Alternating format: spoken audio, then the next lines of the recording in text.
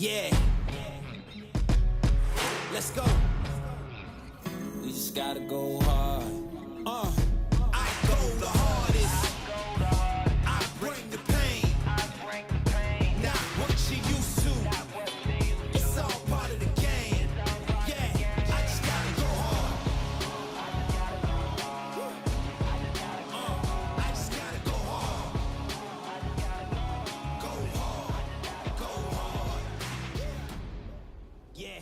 Oh yeah, the beast back. Adrenaline pumping through my veins. Can't relax. Original. I am not the same. And welcome to this Friday edition of Pucks Across Borders, your daily NHL betting preview show. We're going to do a Canada versus U.S. recap. Canada champions once again, 3-2 in overtime. We're going to dive into that 24 games this weekend, Andre. A bunch of games this weekend. We're not going to dive into all of them. We're not even going to dive into all of them tomorrow. Just give you a couple of bets that we like, a couple of games that have caught our eye. Excuse me. Pucks Across Borders brought to you by, as always, First Round Collectibles. Get 10% off your order at firstroundcollectibles.com with promo code SportsAddict. That's 10% off whatever sports card you want in the entire First Round Collectibles store. They have an ongoing sale up to 50% off tons and tons of cards. And with our promo code, you get 10% off of regular price and sales price items. That's up to 60% off select sports cards across the First Round Collectibles store. Go to firstroundcollectibles.com today. Use promo code SportsAddict for 10% off your order. As always, we are on YouTube, Pucks Across Borders on YouTube, and on X, Total Apex Sports. Before we get into all of that, Andre, how are we feeling on a Friday, man? It's good to see you. You look cozy. It's good to see you. I am cozy. I'm doing pretty well. No complaints here. It's been a pretty good day. It's been a pretty good week, even though my country lost last night. Yeah, so let's dive into it. Canada, USA, great hockey game overall. My brother texted me last night, said it was maybe the best game that he's ever seen. I think, as far as international play goes, the gold medal win in 2002, the gold medal win in 2010. I think they're so long ago now that we kind of forget how good those games were. But that being said, terrific hockey game. I got lots of thoughts on it, and we'll get your thoughts as well. Just diving into the game last night, Nathan MacKinnon opens the scoring at 4:48 in the first period, making it 1-0. Brady Tkachuk, I have a lot to say about this guy later in the show. He ties it up at 16:52. Jake Sanderson gets USA up 2-1 at 7:32 of the second. And Sam Bennett, who I thought was maybe the best player for Canada last night, which is bizarre considering how many super duper stars that team has. He ties it up at 14 minutes exactly of the second period. And of course, Connor McDavid with the OT winner at 8:18 of the overtime period, giving Canada the 3-2 win. So I got lots of thoughts on it, Andre. I got some takeaways from the tournament as well. But what are your thoughts on the game that we all witnessed last night? Again, just before you start, I do have to say that the national anthems have become a must-see moment, for some people, for myself included. That Canadian national anthem was the worst thing I've ever seen. That was awful. I have no idea what was happening. I've never heard a Canadian anthem singer take such liberty with melodies ever. Like, I don't even know it's unbelievable. Like the American anthem, the land of the free. You hear people get kind of creative. Canada is just like, it is what it is. There's nothing really like there. I don't know. It was awful. But go ahead, dude. What were your thoughts on that game last night? Well, first of all, I did miss the anthems, so I'm kind of Okay. grateful for that now. Liberty is what this country is all about. Don't let anyone tell you otherwise, though. The game was tremendous. I really enjoyed it. Um, Bennington stood on his head. He showed out. He did. We had to Unreal. another massive game in TD Garden to secure the win, secure a trophy, if you will. So hats off to him. Sam Bennett, like you said, he had what, 5 of Canada's first 10 shots in that first Yeah. period. Shot out of a cannon, really set the tone. Really did play a tremendous game. Obviously, the story is going to be Connor McDavid, best player on the planet, sealing the deal. Uh, I don't know about you. I've never coached the national team. I've never played on the national team. I wouldn't leave the best player in the world 20 feet from the net uh, all alone. That's just me personally, especially not in overtime. But that's what happened. McDavid buried it as he was supposed to. Completed the comeback.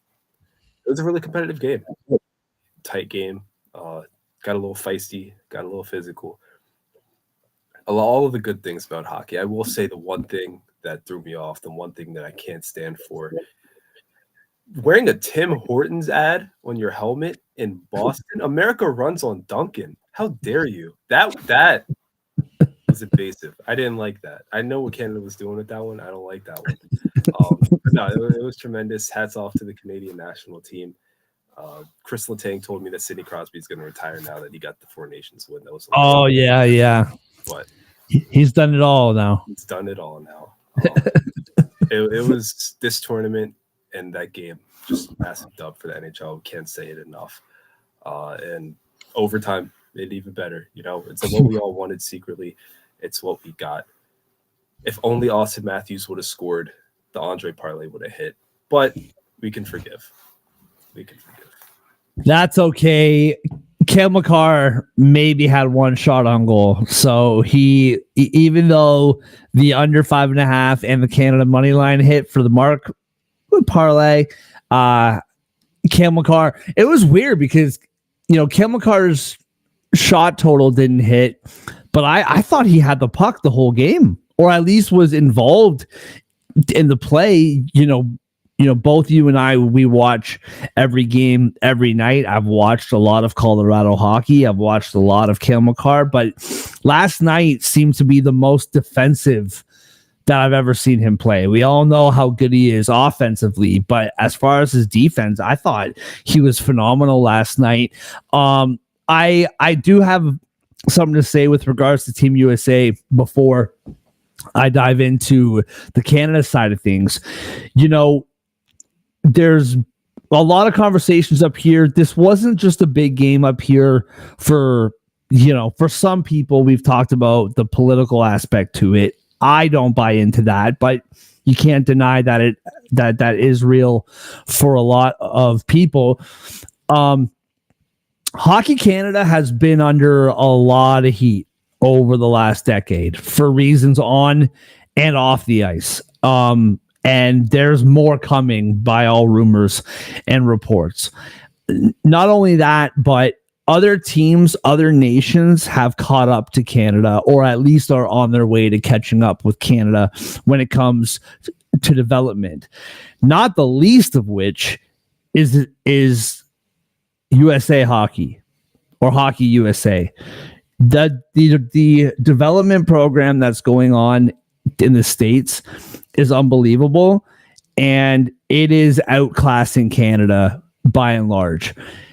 2 straight World Junior gold medals, 2 straight World Juniors without even reaching the medal rounds for Canada. And I do think for Canada, this was important just from a national pride of like, yo, we have to win this game. The USA, it's always felt that they were coming, that they were on their way up, and they beat Canada. I think they beat Canada in the 1996 World Cup. But yeah, they did, because that was one of the last times in a medal round, or that was the last time in a professional medal round that the USA has beaten Canada. I'm fairly certain of that. You can fact check me on that one. So in 2002, when the Olympics were in Salt Lake City, it felt like America's coming, and Canada beat America 5-2. Same thing 2010. America's coming. Canada wins in overtime. Of course, Sidney Crosby with the golden goal. They did not make it to the gold medal rounds in 2014 Sochi. Now the conversations, like the America's coming, and Canada wins this one. I will say America's coming. Like I don't know, man. As a Canadian hockey fan, of course, I'm so excited Canada won. I was sucked into that whole game last night. Overtime was so stressful. I'm just losing my mind. McDavid scored. Just what a beautiful moment. I thought in both games, America was the better team. I thought on Saturday, America was the better team. I thought last night, America, for large parts of that game, were the better team, not least of which being in overtime. Like I thought in overtime, like the U.S. for the most part controlled the play. And you said it, man, make no mistake, Jordan Binnington, he won't get the MVP for obvious reasons, but he was the MVP of that game. Like they do not win that game without Jordan Binnington just balling out, man. He played so well, made so many key saves. The two that come to mind on Brady Tkachuk and Austin Matthews in overtime. Just a terrific performance by him. I thought he played so well. I thought America easily could have won that game last night. And so it was Canada better because they won. I mean, they won. They found a way to win, but America was the best team in this tournament, and they didn't win it. But man, like, I just think this rivalry between Canada. I mean, next year we got the Olympics. 3 years from now, we have the World Cup back, and then of course 5 years from now we have the Olympics again. I just think this rivalry between Canada and America, like it's heating up, bro. It's getting spicy. I mean, yeah, that's what's great. Sports great. That's what helps grow the game. And obviously it's always existed, but as the US closes the gap or has closed the gap, it's unavoidable really at this point. And Canada's still getting the best of them, but the day is sooner than most people.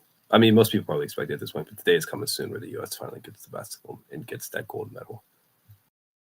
Yeah, 100%. And to your point about the goal, how the best player in the world is by himself in the middle of the ice.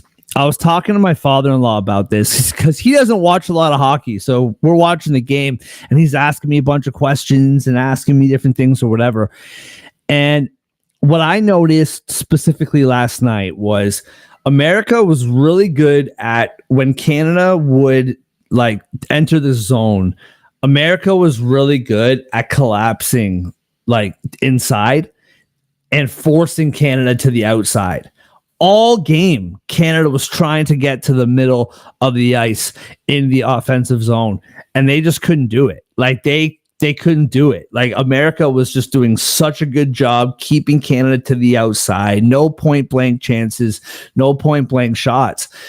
And that's just credit to Canada of just sticking with it, finding the open ice. There's a really good breakdown on Twitter of that play. I think I retweeted it. Really good breakdown of just how the like two defensemen didn't cover their guy properly and how Austin Matthews had to go help in the corner because a different defenseman failed on his matchup, and then McDavid's all by himself. I thought that was huge for McDavid. McDavid didn't play well last night. but players like him just find a way to score. And I'm also really happy that Austin Matthews didn't score in overtime last night, because if he did, the conversation in Toronto would be, oh, so now you score in a must-win game. Nice. Cool. That feels good. Thank you for that. But what a terrific like ending to the tournament. I think the one thing that I learned last night, and I was thinking about this, because Brady Tkachuk was just all over the place. And my father-in-law, he asked me, like, who is that guy? Is he just a tough guy? Is he whatever? I'm like, nah, man, he's good. Like he's not just tough. He's not just a fighter. The guy can score. The guy can make plays. I am begging the Ottawa Senators to seal the deal and make it into the playoffs. Like, Brady Tkachuk has been dying for an important game. And that's what we got throughout the whole tournament. I thought he was certainly, I mean, you can tell me, Andre, maybe you disagree. I thought he was certainly, in my opinion, the most noticeable player for America in the whole tournament. Just all over the place. Yeah, I'd say between him and Zelensky, well, that's his last name. Yeah. Yeah, I'd say those two definitely put on a show. Drew some eyeballs, put people on notice in this tournament for sure. But yeah, Brady Tkachuk, he was talking the talk, he was walking the walk. It looked like he was built for this.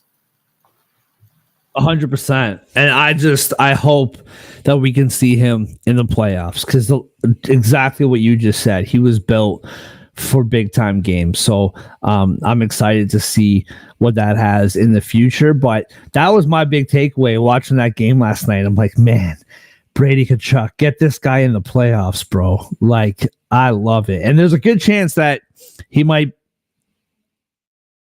play his brother in the first round, which would be very, very intriguing. All right, we got 24 games over the course of the weekend. We're going to give you a few of our best bets, but just before we get into it, and again, another short show today, and we're going to get back to it next week. Full slate of games all week long, but we wanted to jump on and share our thoughts about the tournament and give you a couple money makers for tomorrow. Andre, before we get into the best bet segment of the show, final takeaways from Four Nations, and or what are you looking at?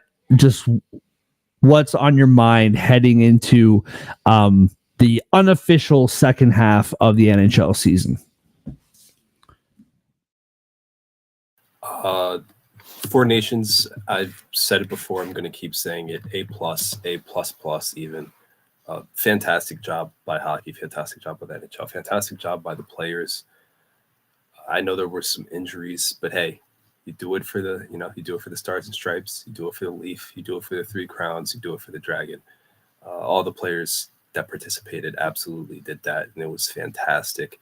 And if this is what an All-Star break is going to look like for the NHL moving forward, then they're going to for sure draw in more fans, because it's blown away what the NFL and NBA do. If you're talking about the leagues that they're competing with primarily. So hats off to the league for that. We like to say Bettman does nothing right, and we boo him all the time. But apparently he did something right. When you're looking at the second half, I'm really intrigued by that Atlantic Division race. Your boys, the Panthers, even the Lightning, a little sneaky in there. Since they have 2 games in hand, 5 points back of their in-state rivals. That's going to be fantastic down the stretch. So I think that's what I'm most excited for. Obviously, the Eastern Conference wildcard race. You got Ottawa's at 62 points. The Islanders are at 57 points, and there are 4 teams in between them. So 5 points separating 6 teams in the Eastern Conference for 2 playoff spots. It's certainly something to keep an eye out on. And can the Canucks keep their heads screwed on long enough? Can they get back on track and fend off Calgary? Yeah, and I mean the Canucks, man, that's a conversation for another day. But Lankinen signing 5-year, $22 million deal today with Demko there. So that certainly like tells you something.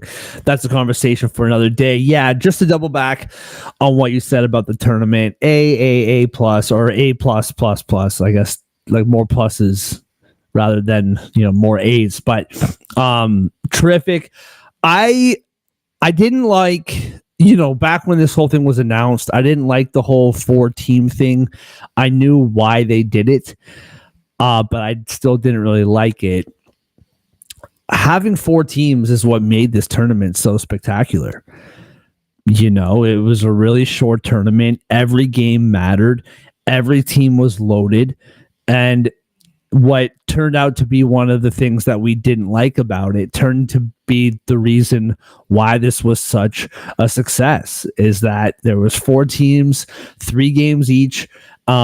Every game mattered, and it was just perfect. So I echo the sentiment there. Also, to quickly add in, man, ESPN, there's different ratings coming out from different people. I am hearing between 8 and 9.9 million people watched that game last night in the USA, and between 6 and 7.5 million people watched it in Canada. So that's a lot of eyeballs, man. And I would be willing to bet, I know that it's not the most watched game in Canada, obviously one of the most watched games, but not the most watched. I'd be willing to bet that is the most watched game in like USA history. I would say, incredible. Almost 10 million people watching that game last night. That's awesome. Hey, ratings. That's what the league cares about, right? There you go. Keep doing it. Yeah. Awesome. All right, let's dive into our best bets segment. We're going to sign off here in a few minutes, but we are going to leave you with some money making plays. Like I said, 24 games over the course of the weekend, and we will be back on Monday to get back into our daily NHL betting preview shows. Andre, what are you looking at for your best bets for the 14 games on deck tomorrow? Yeah, almost every team is in action. A lot of intriguing ones, but I think the two that stand out to me the most as plays you should probably buy into: the Avalanche versus the Predators in Nashville. They have over 5.5 at -130. Nashville, really rough season. We've talked about it plenty, but they're a competent team at home, particularly offensively. So, don't expect them to be the team on the road that scores, 1 goal, 2 goals if they're feeling hot that day. Expect them to be a team that scores, maybe 3, maybe 4 if they're feeling good. As for the Avalanche, I don't think they need an introduction. One of the scariest. I mean, Team Canada took the ice for the first time. It was 3 Avs on the ice: Devin Taves, Kyle McCarr, Nathan McKinnon. Supremely talented, obviously. Yep. But they scored 5 against the Predators in December. They beat them again in November. They scored 3.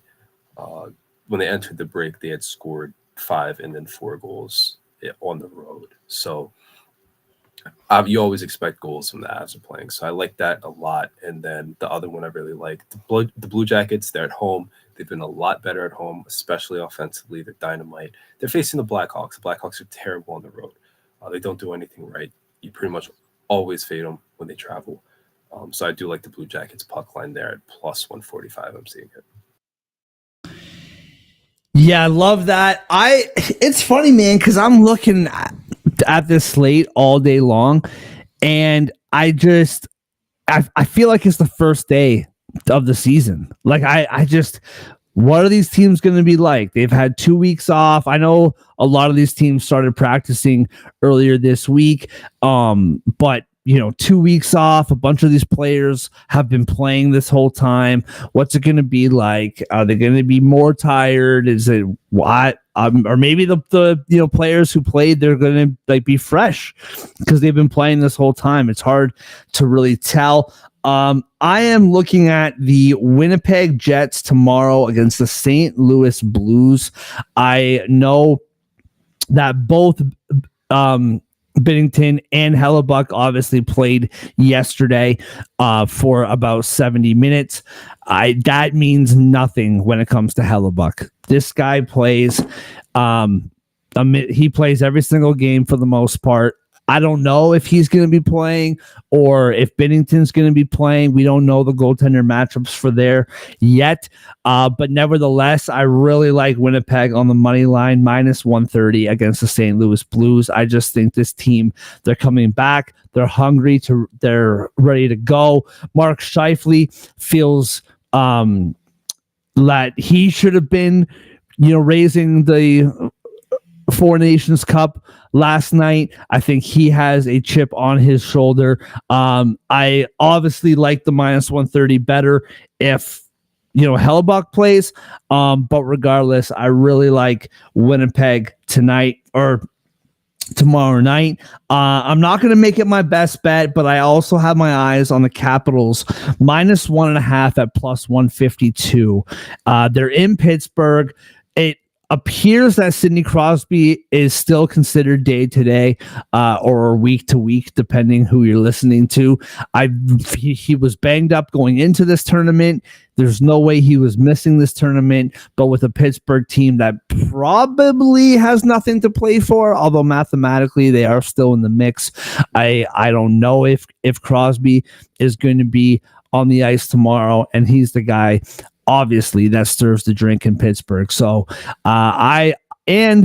Washington, this is going to be interesting. Washington had 0 players at the Four Nations. Does that matter? Are they rusty? Are they well rested? We'll see, but I'm going to assume the latter, that they're ready to go. Logan Thompson, another player who felt like he should have been on that roster for Team Canada.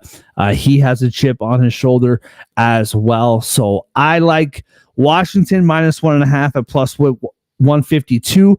But for my best bet, I will take the Winnipeg Jets at -130.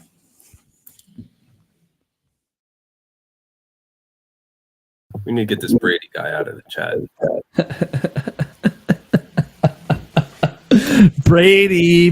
First of all, Brady, good to see you, man. So good to see you. Although you got to be careful, bro. Let's just. The thing is, Brady, who is more capable of making the other nation join their country? If we got in a battle with America, we might not even be the 51st state. We might not even be here anymore. So I just be careful, Brady. But it's good to see you, man. We're going to talk a bunch of Vancouver Canucks on Monday, Brady. So if you're around, come back on Monday because I got a lot of thoughts on the Vancouver Canucks as we dive into the unofficial second half of the season. All right, bro. On FanDuel, over 5.5, Colorado and Nashville is -138. Columbus Blue Jackets -1.5 is +140. Winnipeg Jets money line against St. Louis is -130. +632. What do you got? I'm scared to say mine. Mine is +666. Ooh, yeah, careful. Yeah. Careful. Yeah, Brady. So we're going. Wow, it's so early for you, bro. You're on the West Coast. For us, we're streaming around 5, 6 o'clock these days. We're pushing it back as late as we can right now, Brady. We're trying our best, bro. Just do what I did and skip school. It's not that big of a deal. You're fine. It's 2025. Like, skip school and, like, I don't know, stream Call of Duty or something. They'll be loaded. Not the best advice, Andre. You don't look impressed. I wasn't expecting Call of Duty. That threw me off. Well, isn't that, dude?